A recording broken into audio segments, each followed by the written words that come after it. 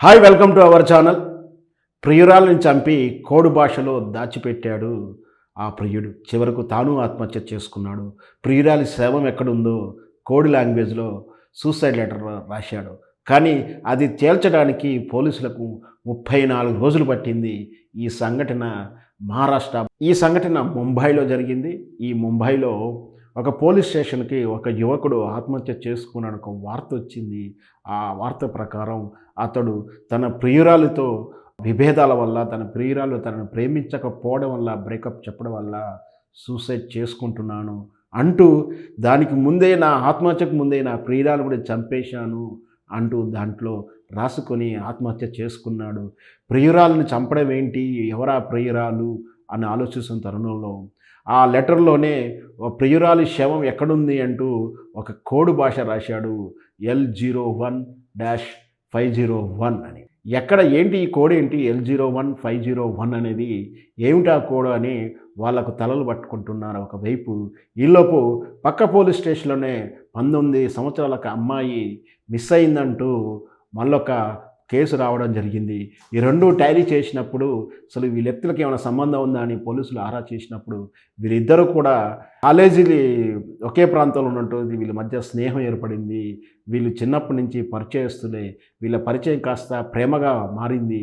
ఆ ప్రేమ ఈ యువతి మధ్యలో బ్రేకప్ చెప్పడంతో అతడు ప్రేమోన్మాదిగా మారి అమ్మాయిని చంపి తాను ఆత్మహత్య చేసుకున్నాడని విచారణ తేలింది. ఇంతవరకు బాగుంది. మరి అమ్మాయి ఎక్కడ శవం అయి కనిపించాలి కదా, ఆ శవం దొరకాలి కదా. ఈ శవాన్ని నేను L01-501 వద్ద ఆమెని చంపాను అంటూ రాసుకున్నాడు.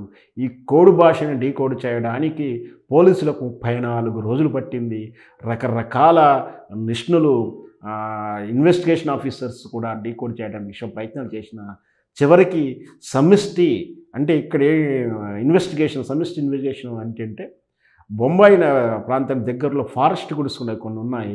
కాబట్టి ఈ ఫారెస్ట్లోకి ఎక్కడైనా జరిగి ఉండవచ్చు అని చెప్పేసి ఫారెస్ట్ టీంతో కూడా డిస్కస్ చేస్తున్నప్పుడు అక్కడ ఆసక్తికరంగా చర్చ జరిగింది.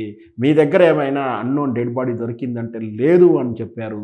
ఈ మధ్యకాలంలో దొరికిన విషయం అయితే లేదంటే అటవీ శాఖ ఫారెస్ట్ డిపార్ట్మెంట్ చెప్పితే, మన దగ్గర ఈ కోడ్తో రాసి పెట్టుకున్నాడు L01-501 అండి. మరి ఏమిటి కోడి అర్థం అంటే అప్పుడు ఫారెస్ట్ డిపార్ట్మెంట్ చెప్పారు, అడవిలో మేము చెట్లను లెక్కించడానికి వేసే కోడ్ అది, బహుశా ఆ ప్రాంతానికి చెందిన కోడ్ కావచ్చు, ఆ చెట్ల కోడ్ కావచ్చు అంటూ వాళ్ళు డీకోడ్ చేస్తే నిజంగా కూడా ఆ కోడ్ నెంబర్లు ఉన్నటువంటి చెట్టు ప్రాంతానికి వెళ్ళినప్పుడు ఆ చెట్ల పొదల్లో అమ్మాయి డెడ్ బాడీ దొరికింది.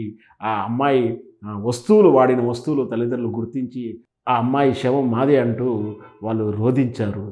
ఇట్లా ఎట్టకేలకు ఒక మిస్టరీ కేసుని పోలీసులు ఛేదించారు.